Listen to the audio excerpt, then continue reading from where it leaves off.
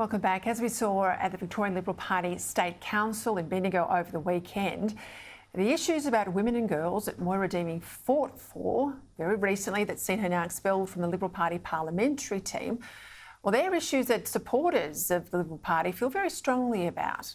They left Pizzuto's speech to signal their dismay at his actions against Deeming. But it's not just an issue on the right. It's now been picked up by the United Nations. Ms. Reem Al-Salim, the United Nations Special Rapporteur on Violence Against Women and Girls, has delivered a pretty scathing report. She points the finger at first world nations like Australia not giving women the space and the right to express their views about women. She talks about intimidation and harassment. She even notes with concern the tactic of smearing women, girls and their allies. She talks about calling them Nazis, that they're somehow extremists. They try and intimidate women and to shame them into silence. She also notes the very experience that Deeming suffered. She says, I'm furthermore aware of women politicians who've been sanctioned by their political parties, including with threats of dismissal or actual dismissal. Now, there you go. Couldn't be clearer than that. I'm joined now to discuss the importance of this report by Rachael Wong, CEO of Women's Forum Australia.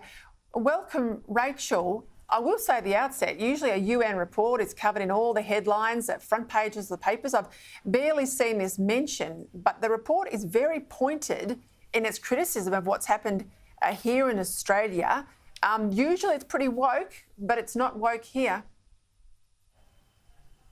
That's right. No, look, Peta, this is a very important and powerful report. And you're right, the UN is usually very woke, and I would say it's still woke.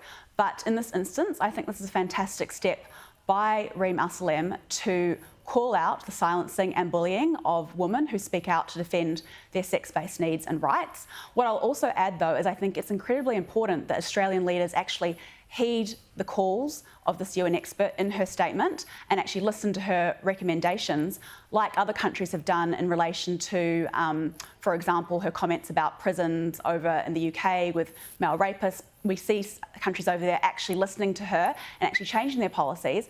I would like to see Australian leaders doing the same thing and actually protecting the rights and safety of women who want to speak out about their own needs and rights. All human rights are important for everybody, but where do we get to that trans rights now are cancelling out women's rights? Look, I think that this debate has been hijacked by extremists to a big extent. I think noble ideas like inclusion and diversity and tolerance have been hijacked and used by the authoritarian left to really impose their agendas and their ideas, and to do so in a very dictatorial and totalitarian fashion, which is quite ironic given that they are the ones who are generally throwing around slurs like Nazis and fascists and so on. But I think also these transgender rights activists have been very, I would say, savvy in terms of getting their agendas embedded into governments, media and corporations, using lobby groups which are now actually funded by states, by the federal government, and sort of perpetuating those ideas, which then people feel very scared to actually not abide by or not affirm in their workplaces or in the media and so on. Yeah, just quickly, I'm almost out of time. I mean, you and I both know plenty of women on the left, and they quietly tell you how angry they are about this, but they feel like they can't speak up. It seems to be the women on the right that are speaking up, and we're being put in the freezer. Well, Moira Deeming is a good example, absolutely, for speaking up. Why can't we get the balance right here? Look, I think the way in which this debate has played out has been in such a way that cancellation is real, especially from the left, who I would say, as you're indicating, is not representative of the left in general, but is representative of these radicals and extremists, like these women that you and I know, who I've worked with personally, who are of the left, who are now politically homeless, don't even recognise the movement that they were initially involved with. And why do you think there's been no media coverage, or very little media coverage of this big report? Oh, look, I don't think it fits the narrative. It doesn't fit the agenda.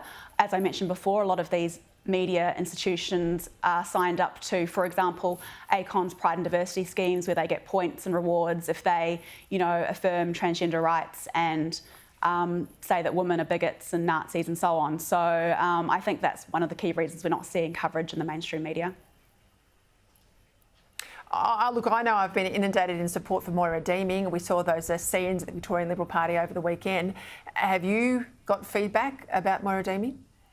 I've had overwhelming feedback. The decision by John Pesutto to expel her from the Liberal Party was incredibly unjust and baseless. The anger and the just disbelief of women and men in relation to what's happened to Moira is incredible, and it's going to continue, and I don't think it's going to stop until she's actually reinstated to the party. And I know that's not going to be an easy thing for John Pesutto to do, but I think that if he doesn't, he's going to not have a lot of chance at a political future in the Liberal Party. Are you surprised that this report landed? Because, as I said, I don't often see these sorts of reports from the UN. She couldn't be more pointed with her comparisons there to Moira Deeming. The use of the Nazi term, the expulsions from the parliamentary party team. We've seen things sort of start to turn around for J.K. Rowling too in the UK. Are we starting to perhaps see some sense in this debate? I think we certainly are. I think every time a woman like Moira or like J.K. Rowling gets bullied, gets silenced, I think a few more people wake up to the insanity that's going on in relation to the harms of gender ideology and the way in which it's been enforced in our society. So I think we're certainly seeing a shift.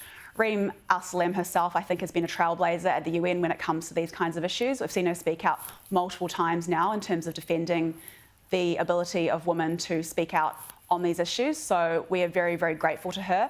And I think there's no doubt that her statement was very pointed and very much speaking to the events that have happened in Australia with women like Moira Deeming, but not just Moira Deeming, because there are a lot of high-profile cases at the moment of Australian women who are being bullied, who are being silenced, like Sal Grover, who's facing a human rights complaint, like Louise Elliott in Tasmania, who is facing an anti-discrimination complaint, like Kirralie Smith, who is facing investigations in relation to hate crimes. There are so many women like Holly Lawford-Smith, who is also facing a relentless campaign against her at the University of Melbourne for also speaking out on these issues. So I think there's no doubt this UN expert was referring to Moira's situation, as well as the situation of a lot of women in Australia and around the world who are facing issues in relation to being bullied and silenced because they dare to speak out about their sex-based rights and needs. I mean, you're an expert in this area more than I am. I'm just a very interested observer, and as a woman, got some skin in the game. But it seems to me, Rachael, that there's been a real change in this issue when we went from a compassionate response to transgender people to the move for self-identification, for someone to basically wake up tomorrow, decide they're a woman and have access to women's spaces, children's spaces, young girls' spaces. And that's where there's been this really aggressive shift. That's what we've seen, obviously, violent sexual offenders identifying as women, basically going through their court case, having raped women, identifying as women through the court case, and then being put in and housed with women in a women's prison. Is that where we saw this shift? I think that's got so many people angry, women angry around the world. I think for sure, when you hear about situations of women being raped by trans-identified males in prison or in refuges or in hospital wards, and you hear about women losing out on sporting teams, on scholarships, having their language stolen from them, being referred to as bleeders or uterus owners, I think things like that make it very easy for the ordinary person to see that there's something not right here and for that shift of opinion to take place. And we've moved from compassion now to anger from women. Rachael Wong, thank you very much.